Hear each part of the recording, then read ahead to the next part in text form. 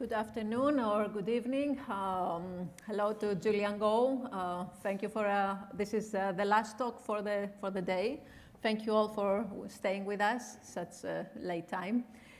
I would like to welcome you and I would like to thank you for accepting our invitation. Julian Go is a professor of sociology in the University of Chicago. His research explores the social logics of imperial formation and modern colonialism, postcolonial, decolonial thought, and related questions of social theory, epistemology, and knowledge, and global historical sociology. Much of Go's work has focused on the United States empire, resulting in articles and books such as The American Colonial State in the Philippines, Global Perspectives, which is co-edited with Ann Foster. Another title, another book, American Empire and the Politics of Meaning, published by Duke University Press, and another one by the title Patterns of Empire, the British and American Empires, 1688 to present. This is by Cambridge University Press. His other work is on postcolonial thought and social theory, culminating in his book, Postcolonial Thought and Social Theory, as I said, published by Oxford University Press, and Global Historical Sociology and Transnational Field Theory, Fielding Transnationalism, another book co-edited with Monica Krauss, and Global Historical Sociology, co-edited, co-written with George Lawson. His scholarship has won prizes from the American Sociological Association, the Eastern Sociological Society, the American Political Science Association, and the International Studies Association, among other institutions. His current projects include the history of imperialism's impact upon police militarization in the United States. Here one might find interest in thinking about the current situation in Greece as well. As I said, police militarization in the US, the UK, and France. He also continues to explore the implications of postcolonial, decolonial, Southern thought upon social scientific knowledge. The talk is in English and the questions, even though, however, I'm going to just read very, very briefly the description of the talk in Greek. The title is «Φιλελευθερισμός, Αυτοκρατορία και Μεταπικιακή Επιστημολογική Οπτική». Η ομιλία αυτή χρησιμοποιεί παραδείγματα από τον φιλελεύθερο ιμπεριαλισμό των Ηνωμένων Πολιτειών για να αναδείξει την μεταπικιακή κριτική στον φιλελευθερισμό, καθώς και την επιστημολογική οπτική της. Στην ομιλία θα υποστηριχτεί ότι η μεταπικιακή κριτική βλέπει τον φιλελευθερισμό ως ένα εγχείρημα που βασίζεται στη χάραξη συνόρων και ότι εν τέλει αυτή η κριτική αναδύεται από τον χώρο του απικιακού, από έναν κοινωνικοπολιτικό τόπο της διαφοράς, τόσο υλικής ή πραγματικής, όσο και ενιολογικής, τον οποίο τα φιλελεύθερα εγχειρήματα προσπαθούν να οργανώσουν ιεραρχικά. Για να αναδείξει αυτά τα σημεία, η ομιλία θα αναφερθεί στη νέα αυτοκρατορία της Αμερικής των αρχών του 20ου αιώνα, η οποία συμπεριλάμβανε το Puerto Rico και τις Φιλιππίνες και στην τάση της να απικιοποιεί την ίδια την αντιαπικιακή κριτική εναντίον της. Julian, thank you for, again, accepting the invitation, and if that sounded Greek to you, it's because it was. Can you hear us? Yes, I can. Thank you very much for that kind introduction. I want to thank Despina and the organizers for this invitation. I'm really honored to be here with you on this very important initiative. I know the conference is about the place of modern Greece in relation to European colonialism. And when I was invited to speak, I wasn't sure if what I had to say would be relevant. My work on the US empire has not touched upon the context of Greece and coloniality, but I was assured by the organizers that it still would be appropriate to speak about my own work on the US empire and post-colonial thought. So that's what I'm going to do. More specifically, what I'd like to share with you are some thoughts that I've been trying to work out that bring together a couple strands of my prior work. I'm not going to assume that you know my prior work, so let me just briefly give an outline of that. Some of this was already in the introduction, but it's worth contextualizing my talk today within my broader corpus of work. As was mentioned, one strand of my work is really empirically rooted. It's been about exploring various dimensions and dynamics of the US empire. My early work focused on US colonialism in the Philippine archipelago and Puerto Rico, and it looked at the dynamics of colonial state formation and elite political cultures in the two colonies. In related work, also mentioned, I examined the broader history of the US empire, tracing it from its earliest founding moments through the early 2000s, and compared the larger historical dynamics and forms of empire with those of the British Empire. There's another strand of my work, however, and this is where I come to postcolonial and decolonial thought. In this work, my focus has not been on the US empire specifically, but rather larger questions of theory, and particularly how the anti-colonial tradition of thought, which I see as the basis for postcolonial theory, could serve as an alternative tradition of knowledge that we social thinkers might turn to in order to critique dominant ways of knowing and help repair the imperial legacies upon our thinking. So this work has largely been at the theoretical level. And what I want to do in my talk today is bring together these different aspects of my work, that is American empire on the one hand and post-colonial theory on the other. More specifically, I've been thinking through some issues and I'm really excited to share them with you and see what you all think. More specifically, I want to use American empire as a way to think about some questions that have been lingering around my headspace, but which I haven't fully been able to answer. And that is, quite simply put, how can we think about post-colonialism as a critique of liberalism? In other words, is there a post-colonial critique of liberalism? And if so, what is it? Furthermore, if there is such a critique of liberalism, how is it possible? In other words, what is its standpoint of knowledge production? So I want to give some answers to these questions today. And as I said, these are ongoing thoughts. Essentially, my answer to these questions is twofold.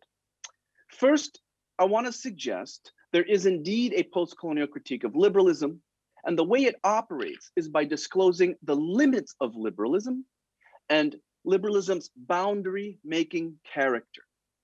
The primary feature of liberalism from this view is not that it's a universalizing enterprise. Rather, its primary feature is that it is exclusionary, that it draws lines which in turn constitute its core. And I also want to suggest, secondly, that this post-colonial critique doesn't come from just anywhere. It comes from the standpoint of the colonized within the space of the colonial. Now, for those of you already versed in the nuances of what I'm calling post-colonial theory, this argument may seem obvious on its face, but I also want to insist that clarifying this argument and elaborating it can serve as a counterpoint to two other ways in which the post-colonial or the decolonial has sometimes been configured. It differs, for example, from approaches that align post-colonial thought with the project of revealing connected histories. Such an approach, while having its virtues, is insufficiently armed in itself for addressing questions of epistemology and ontology that post-colonial theory's critique of knowledge summon, but which this configuration of post-colonial thought bury under a methodological move of connecting dots across geospatial terrain. The second configuration of the post-colonial, seen in certain sectors of social science, equates the imperial episteme with Eurocentrism, and therefore collapses a critique of the imperial episteme with the mobilization of knowledge, norms, or values found in presumably autonomous, non-Western civilizations or cultures. This approach counterposes Islamic thought, Confucian thought, Yoruban knowledge, African knowledge against Eurocentric ones. An ally of this geo-epistemic configuration of postcolonial thought is one that locates the standpoint of critique in the South and individualizes knowledge. To counter Eurocentrism and generate a postcolonial critique, according to this approach, all we need to do is locate an individual from the global South with the correspondingly correct ethnic or racial identity, whose knowledge is presumed to automatically facilitate a critical approach. By these moves, postcolonial thought becomes a game of geoepistemics, resting upon, I would argue, a questionable ontology of the world. Now, I think of the postcolonial critique differently. More than artfully charting connections across spaces and societies, the postcolonial critique bears witness to the limits that those connections engender.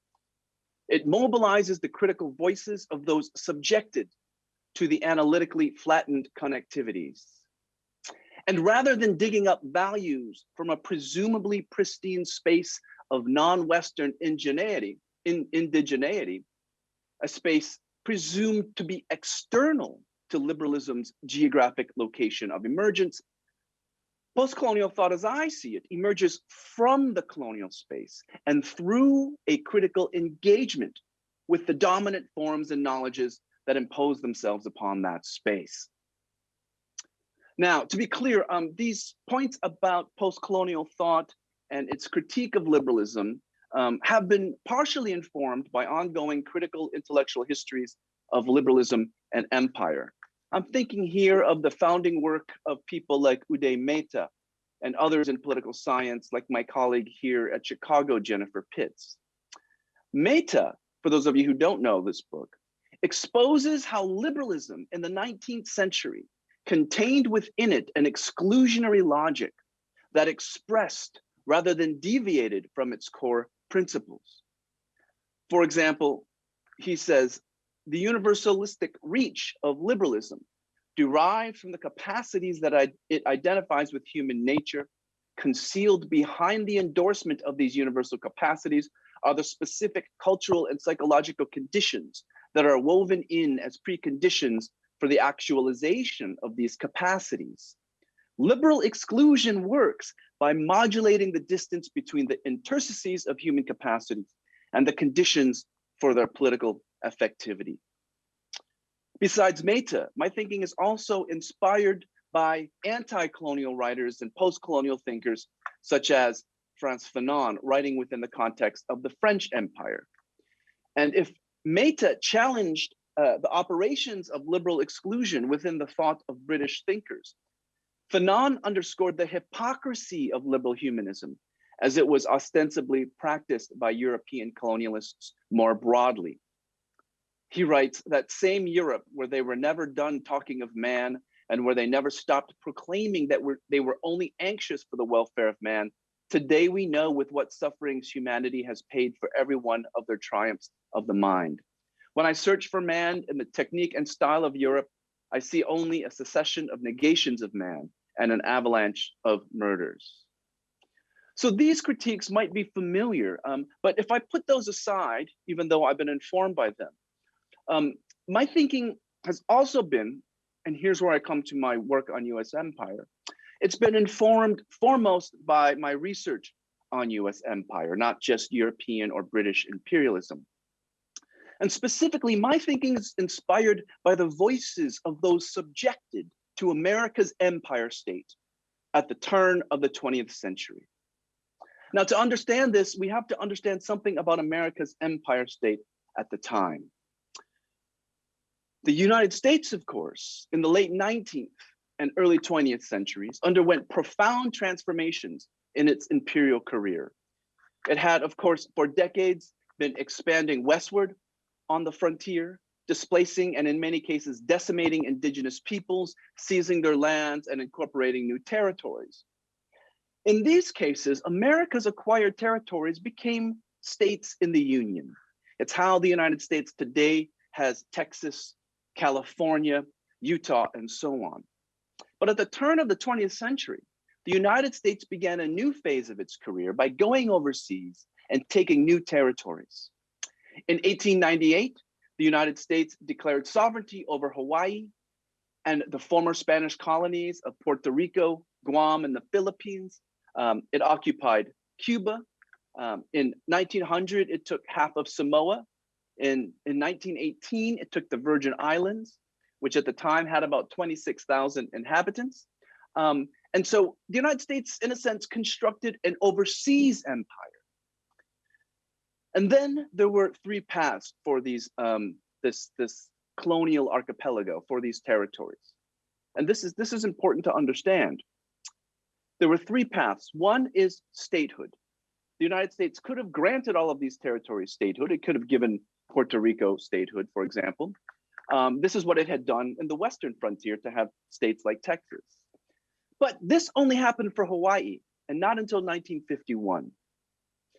The other option was to give these colonies full independence. The United States could have let these territories go. This, however, only happened for Cuba, and then later for the Philippines. The US granted independence to the Philippines only in 1946. As for the rest, they remained colonies of the United States, and they remained colonies to this day.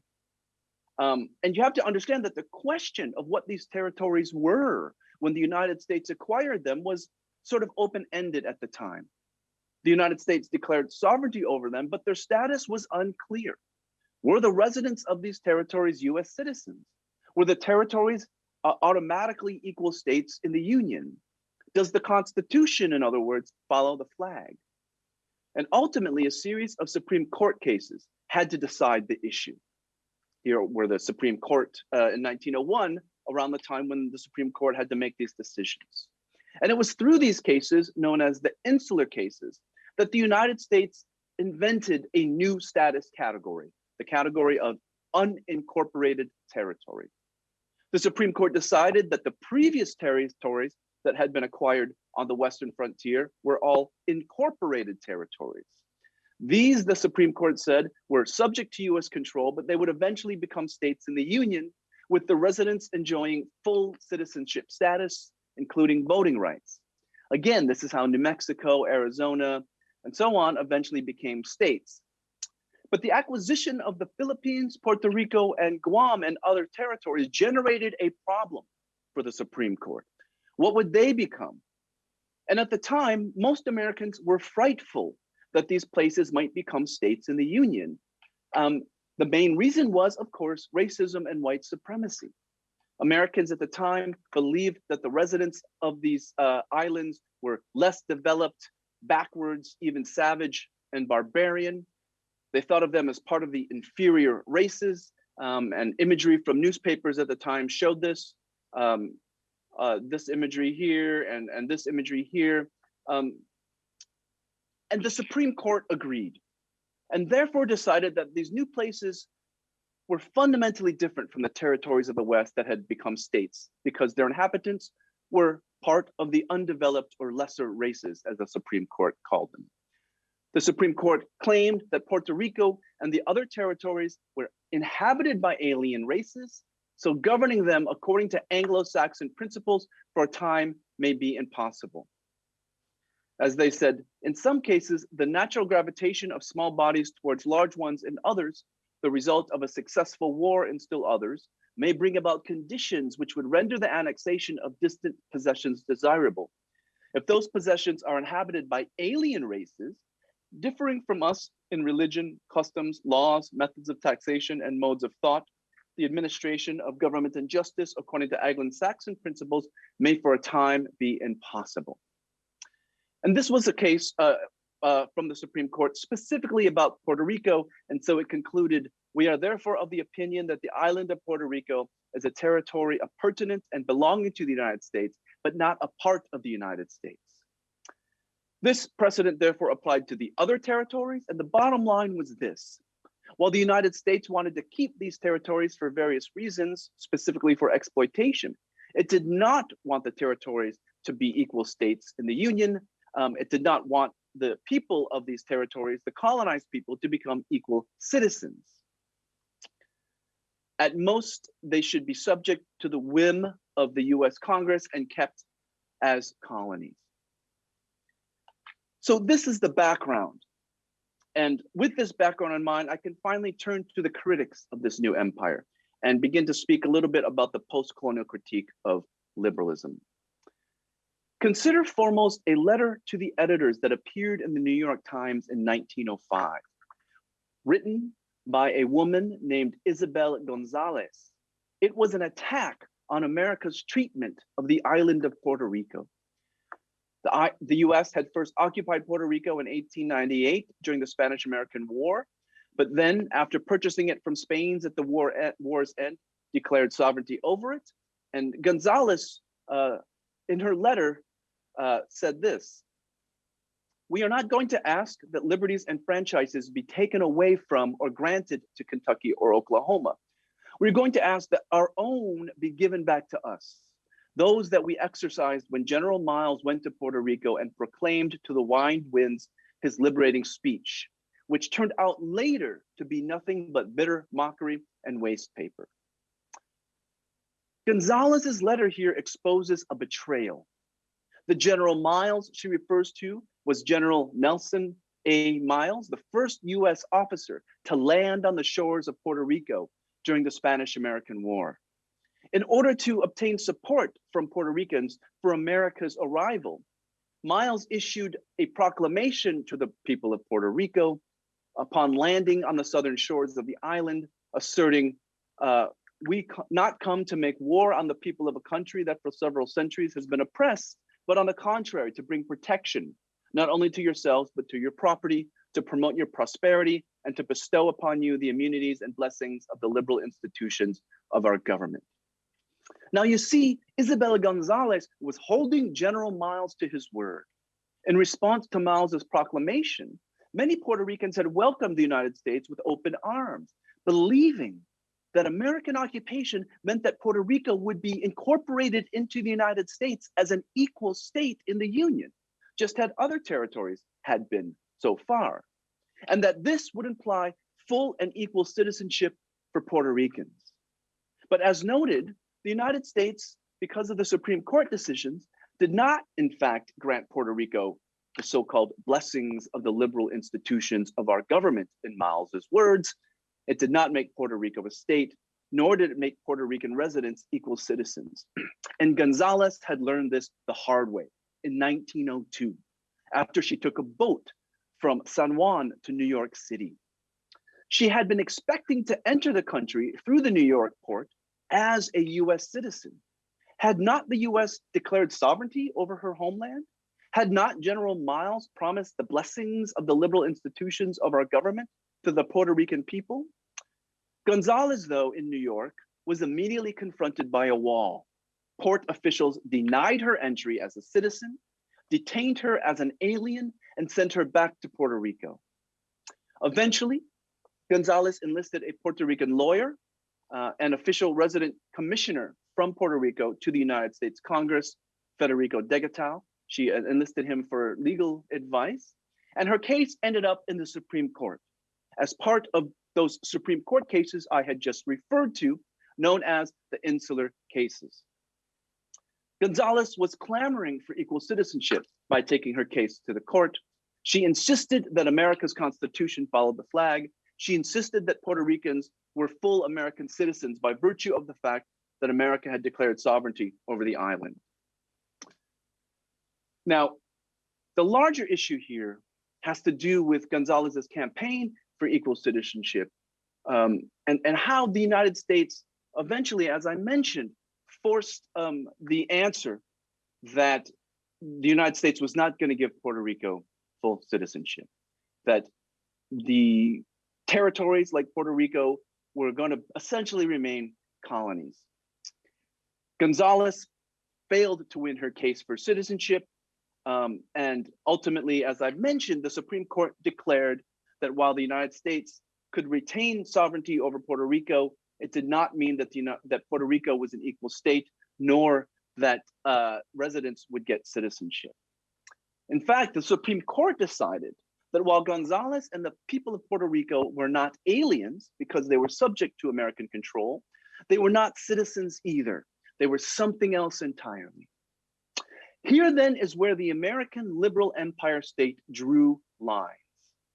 The Insular cases created the category of unincorporated territories they were called foreign in a domestic sense, which means that they were part of the United States, subject to American control, but a line was drawn around them. Puerto Ricans, Filipinos, Comoros, and Guam would become second-class citizens. Hence, as Gonzalez herself said in her editorial, America's new colonized peoples were neither Americans nor foreigners. They were ultimately colonial subjects. Now, there's a lot of complexities here, but the larger point that I'm trying to get at is to use Gonzalez's case, to think about her case and the case of these unincorporated territories in America's empire as a window into the limits of liberalism's universalism and a window into its boundary drawing character. Now, American liberal thought may have created the idea that, quote, all men are created equal, but it never claimed that everything or everyone are men, or that all men are equal in actuality. Liberalism instead insists that to be bestowed the benefits of liberalism's promise, the rights-bearing citizen must meet strict criteria in order to be a citizen. For one thing, they must be a person, not a piece of property or a thing. This is why slaves were not afforded equal rights. They were not seen as persons, they were seen as property. Furthermore, even if someone is not property, they are not automatically granted the status of the rights-bearing citizen. People must have, according to liberal thought, the rationality and maturity to be deserving of the rights they will exercise. In the early 20th century America, progressive era reformers like Woodrow Wilson, who would eventually become president, articulated this quite clearly. Through various speeches and writings, they insisted that having liberty means that an individual or a community must govern itself, but self-government is a form of character, they said, characterized by self-control, self-mastery, and self-possession. If one does not have these characteristics, one is not deserving of self-government. And the universal embrace of liberalism stops at your doorsteps. So the insular cases that created the American empire state determined that Puerto Ricans and other peoples of America's new empire, like the Philippines, were not deserving of liberal citizenship and the full rights it bestowed because they were seen as lacking this maturity, this self-possession, this rationality. Due to a combination of environment, race, and history, Americans said, Filipinos and Puerto Ricans were too bound to their passions and patrons, too, quote, ignorant, credulous, and childlike, as the American colonialist Elihu Root said. Accordingly, Puerto Ricans and Filipinos were seen as incapable of self-government. The Filipinos and Puerto Ricans, according to Americans, were literally children. They were human beings, but they were still not deserving of full citizenship. The Supreme Court essentially took what Elihu Root said of Filipinos to also apply to Puerto Ricans like Gonzalez. There is, Elihu Root said, a period in childhood during which the obligation of a guardian cannot be performed without the power to control the child's actions. The people of the Philippine Islands, he said, are still in a state of political childhood. What we see then is that liberalism's universalism particularizes, even as it seeks to extend its reach. It is perhaps not accidental that those who were the most ardent proponents of America's new overseas empire, such as Woodrow Wilson or Elihu Root, who I just mentioned, were important figures in American progressive thought, which sought to expand rights and democratic participation to more and more citizens. Extending democracy came hand in hand with drawing lines around it. Democracy and colonial despotism were not opposites. They were two sides of the same liberal coin. Now, the second important point here before I head towards a conclusion is the constitutive character of colonialism. If Gonzalez's arrival to New York shores from the territorial space of the colonial helps disclose the particularizing character of the ostensibly universalizing liberal project, it also shows the constitutive character of colonial boundaries upon America's turn of the century liberalism. In other words, it's tempting to think of the exclusionary treatment she received as an exception to liberalism's tenets, some kind of deviation. But I would argue that what we see here is actually that the exclusion of Gonzalez from equal citizenship, the exclusion of others from equal citizenship, the exclusion of colonial subjects express liberalism's logic rather than deviate from it. Liberalism must draw lines around its subjects. Liberalism cannot have a liberal rights-bearing agent without some definition of who or what qualifies as a liberal rights-bearing agent. And definitions necessarily exclude. Liberalism's universalism, which only posits that all humans are capable of meeting criteria of citizenship, regardless of race, religion, culture, language, sex, or ethnicity, thus depends upon demarcating its own exclusionary boundary. The question is not whether liberalism excludes. The question is where the lines are drawn, and hence how capacious its qualifications for membership are. And at the turn of the 20th century in America, the figure of the colonized and the territorial space of the colony provided one of the conditions of possibility for American liberal thought. Note that when liberal thinkers like Wilson at the time enunciated that self-control and self-discipline were necessary for liberal subjecthood and hence self-government, they did so by reference to colonial peoples. The encounter with colonial subjects like Isabel Gonzalez sparked an explosion of discourse in America about what self-government, liberty, and freedom really mean. And Wilson theorizes America's own history as a progression from childhood to maturity, whereby Americans learned the self-discipline necessary for self-government. But he states that it is America's encounter with Puerto Ricans and Filipinos and the task of ruling them that enables him to narrate history in those terms. The colonial project enabled Americans to understand their own capacities that had made them self-governing. He wrote, "It is our present and immediate task to extend self-government to Puerto Rico and the Philippines if they be fit to receive it, so soon as they can be made fit. If there is to be preparation, we must know what kind it should be. Although we have forgot our own preparatory discipline in that kind, these new tasks will undoubtedly teach us that some discipline must precede self-government and prepare the way for it. That one kind of self-government is suitable for one sort of community, one stage of development, another for another. An examination of the affairs of the peoples we have undertaken to govern will confirm us in the understanding of them." And Wilson proceeds to claim that America will have to teach Puerto Ricans and Filipinos our own principles of self-help, order, and self-control. But as they do so, America will better understand itself. "They shall teach us," he said, "and as we shall teach them, we shall teach them order, a condition precedent to liberty, self-control as a condition precedent to self-government. They shall teach us the true assessment of institutions." Now, Wilson's claims don't amount to a critique of liberalism. They are rather an assertion of liberalism's basic ideology, offering a window into how liberal discourse works. Just as the despotic appropriation of value from spaces outside the metropole provide the material infrastructure necessary for the practice of liberty in the metropole, so does the figure and reality of the colonized, of those who are neither citizen nor foreign, provide the conceptual infrastructure for liberalism's universalism. In the early 20th century, that constitutive colonial space was occupied primarily by Gonzalez's homeland, Puerto Rico, and other colonies like the Philippines.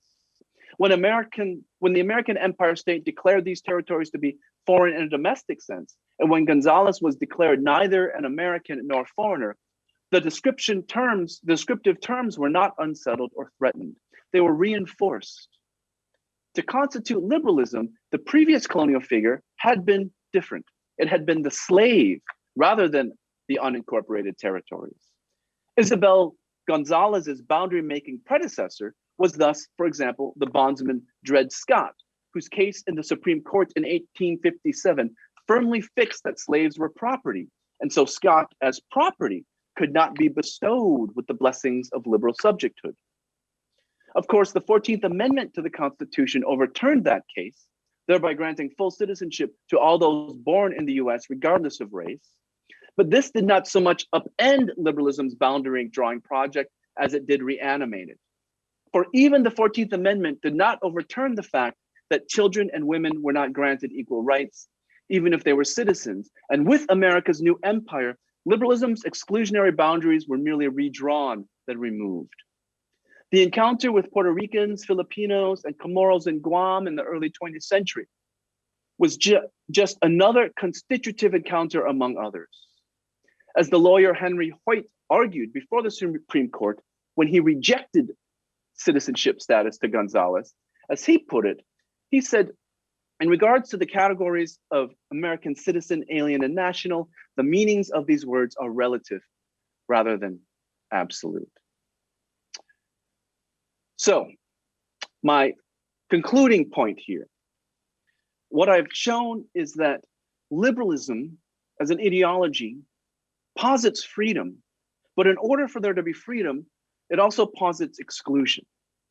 Freedom depends upon exclusion. Liberal rights depend upon the denial of rights of others. And again, the question is not whether liberalism has this exclusionary character. The question is only when and where it will draw lines.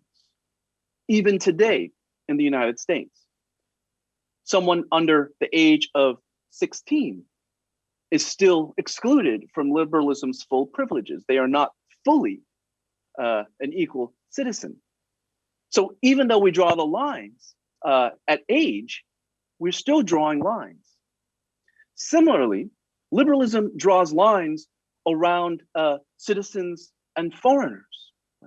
Immigrants who come to the United States, so-called illegally or even legally for a time, are seen as human, but they're not necessarily seen as equal rights-bearing citizens. Liberalism may hold the hope of freedom, but liberalism, by holding the hope of freedom, also operates through exclusion. And I conclude by suggesting that to embrace liberalism is probably the best ideology that we can embrace for now. But we must always recognize its exclusions that linger beneath and underneath liberalism's promises, so that we can imagine a future even beyond liberalism, where lines perhaps don't have to be drawn. Thank you. I'll conclude with that. Thank you very much. I think that was like really useful. As you were talking, actually, I was thinking about the recent economic crisis coming about because of neoliberalism, actually, and the language used to describe the situation in Puerto Rico and Greece, where apparently we were all proven undeserving subjects of the Anglo-Saxon liberal principles, still being in a state of political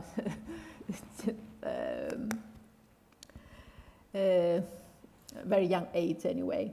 So I don't know if there are any questions from our audience. Again, I don't see anything from online. I have a couple of things maybe I can ask or add.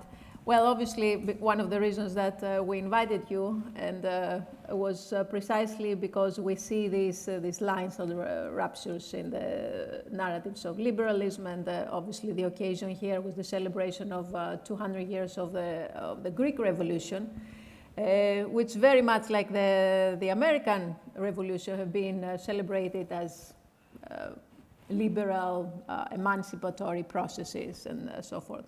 So, or at least this is how it's largely celebrated this year in this part of the world. So one of the things that we try to do here and with this conference today is to better understand how we can benefit from a post-colonial critique of liberalism, precisely what you were delivering here today.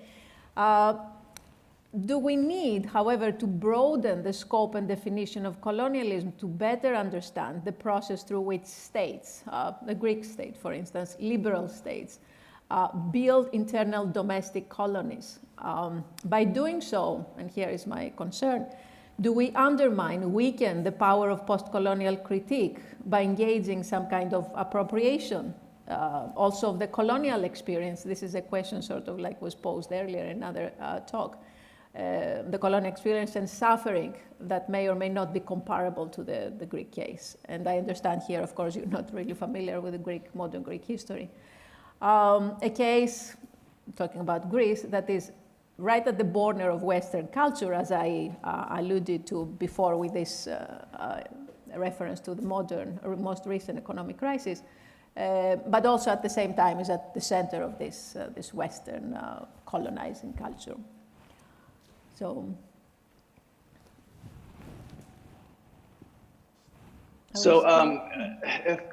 is that a question about internal colonialism and whether we should use the model of colonialism to understand there is a need here to extend the definition of colonialism. You suggested, for instance, that is first and foremost a question of empirical side. And by doing so, is there a danger here of undermining this critical stance?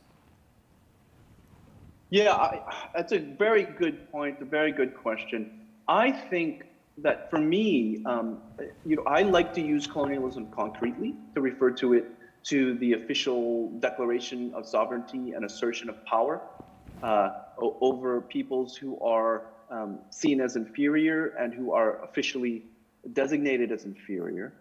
But through my investigations of liberalism and colonialism, I think what I've come to the conclusion is that we do and should have a expansive, capacious idea of colonialism. For me, when I look at that instance of colonialism that I mentioned, the assertion of sovereignty, that is just one among many instances of the broader exclusions of liberalism, right?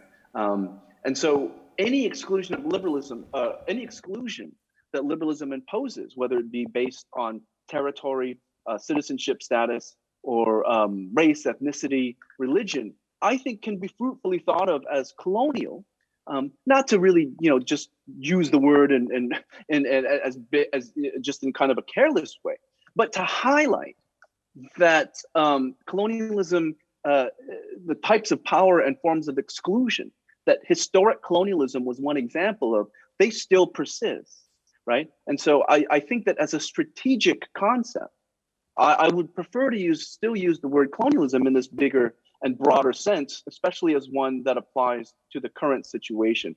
The problem with discourses of colonialism is people think that we're beyond colonialism.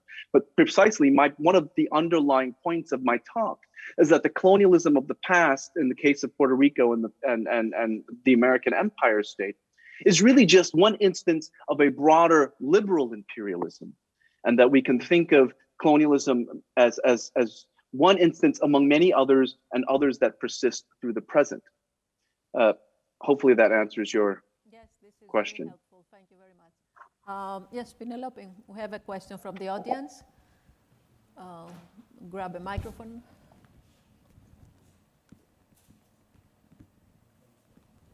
Thank you so much for this great talk. It's late here, so I hope I can formulate, well, first an observation.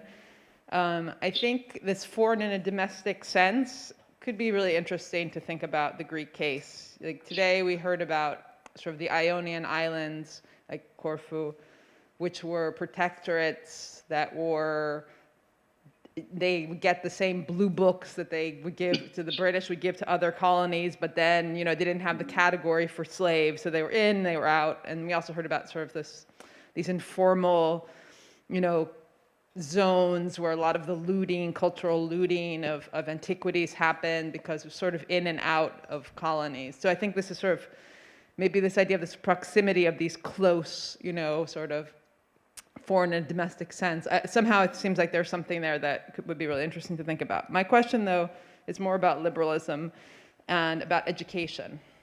Because I've read that book by Mehta, and it's very powerful, this whole idea of that the colonized are children, that we're going to educate them, but they'll never actually become adults. But I'm wondering if you could talk a little about education and its role in drawing those lines, and then how we have things like affirmative action, let's say, debates, because you realize that all these lines have been drawn, so it's not really working to actually, the promise of liberalism through education, literally.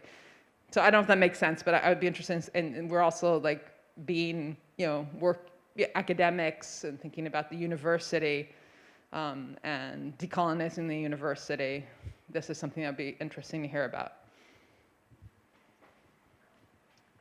Thank you. Those are very interesting observations.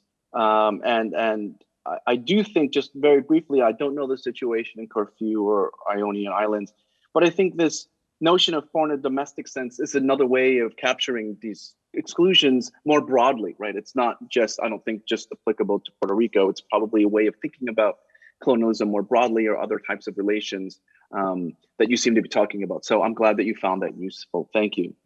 In terms of education, I mean, as an educator, right, and I sense many of you are also educators, I have to reckon with what I take to be education as we know it.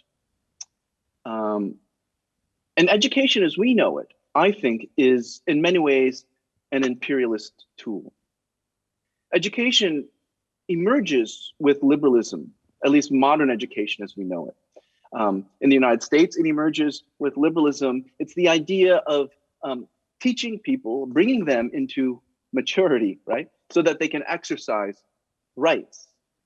And so education is premised upon this developmental schema that marks liberalism's exclusions. Now, what else has education as we know it today become? It's also become, at the same time, a ladder for upward mobility. And that's fine, but as an institution in modern capitalist societies, education in these senses, to me, has been little else than a tool of the existing apparatuses. That doesn't mean education in a different sense isn't possible. And that's what I think I would strive for, and I would hope others are strive for, is to cultivate spaces where a different kind of education is possible. An education that isn't about upward mobility necessarily, an education that isn't about disciplining children into the subjectivity of a good rights-bearing citizen, but rather education for the purposes of emancipation, education for the purposes of enlightenment, education for the purposes of growth and realizing human capacity, which I think is a different vision of education than the one I've been talking about, which is, I think, a notion of education that we have in modern society that in some ways is a corrupt version, or at least an expression of liberal imperialism, in my view. Now, how we get there, what that means, these are open-ended questions, and we can think about them more. And I would turn to other people like Freire, who talks about pedagogy of the oppressed.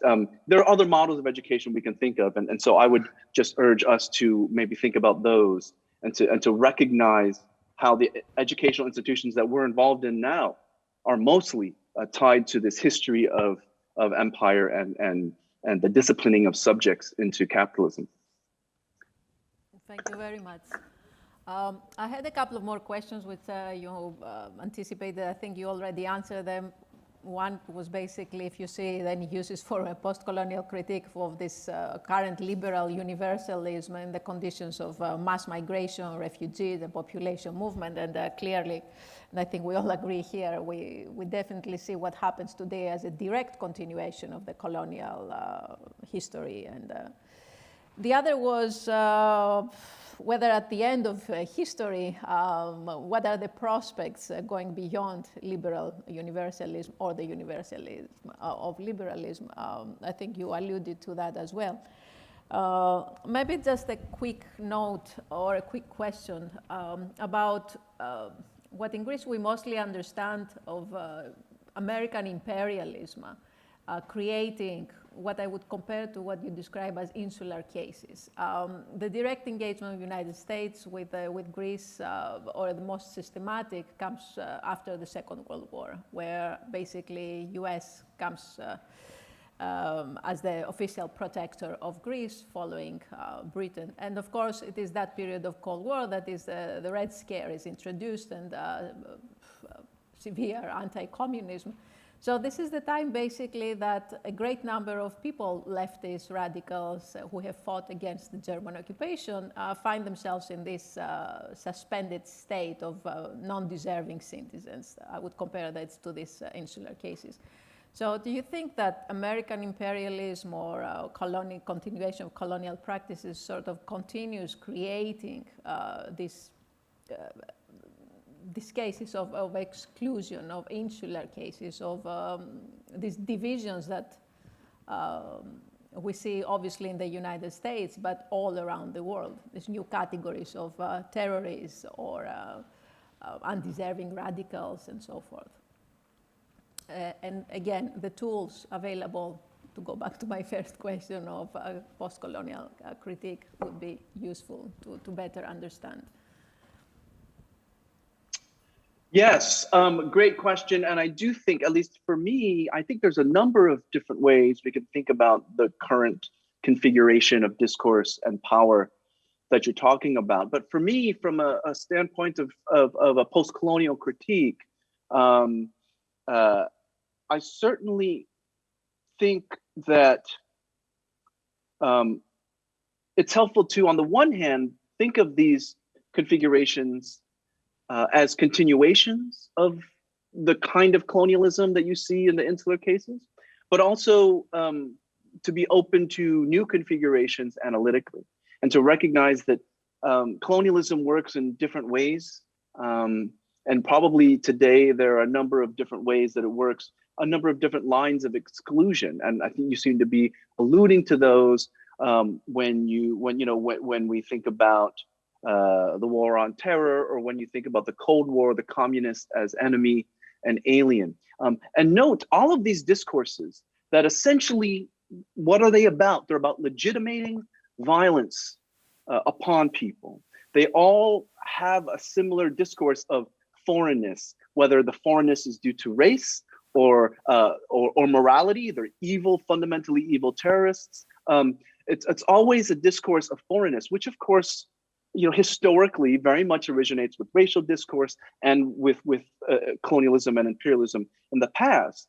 But that discourse persists even as colonialism and imperialism in the sort of formal sense begin to dissipate in the 20th century, and new enemies, so to speak, new foreigners take hold, whether it be, again, the immigrant, the migrant, the terrorist, the criminal, right, which relates to my current work on police militarization. And when I look at police militarization and the use of police violence and military violence on otherwise people who would be otherwise citizens, it's the same discourse, right? It's that the citizen is undeserving of proper humane treatment because they're inhuman, right? Because they're violent, they go against our morals, or because they are racially other.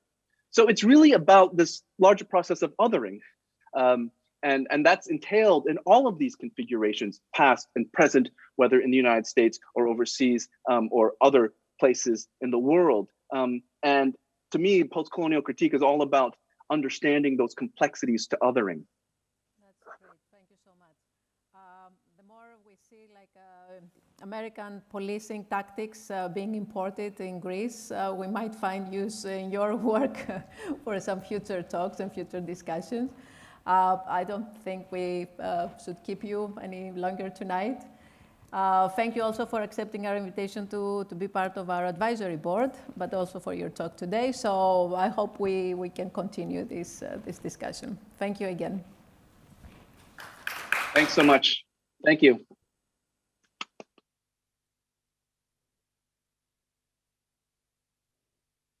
Καληνύχτα. Έχουμε ένα λεπτό.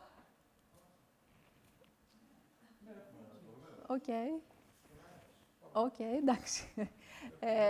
Ναι, ήταν η τελευταία μας ομιλία για απόψε. Είναι ήδη αργά. Θα ήθελα να ευχαριστήσω 2-3 από τους συντελεστές μας που δεν ευχαριστήσαμε νωρίτερα και θα τους ευχαριστήσουμε και αύριο και μεθαύριο και την Κυριακή. Συγκεκριμένα, η Ναταλία Κλώσσα που μου φωνάζει εδώ, η οποία είναι υπεύθυνη για την οργάνωση ό,τι έχει να κάνει με το συνέδριο. Για όλα αυτά τα πολύ όμορφα που βλέπετε γύρω μας, για τα οποία είναι υπεύθυνος ο γραφίστας μας Λάζαρος Κακουλίδης. Μεταφράσεις, επιμέλεια, ο Βαγγέλης Πούλιος, μαζί μας όλη την ημέρα σήμερα. Και βέβαια η Λέκτρα Αλεξανδροπούλου για τη διαχείριση όλου του έργου και του project εδώ, η οποία εργάζεται για το Rosa Luxemburg, το παράρτημα εδώ στην Αθήνα και βέβαια χρηματοδοτεί και το project. Ευχαριστούμε πολύ και ελπίζουμε να σας δούμε όλους και περισσότερους ακόμα αύριο εδώ. Γεια σας.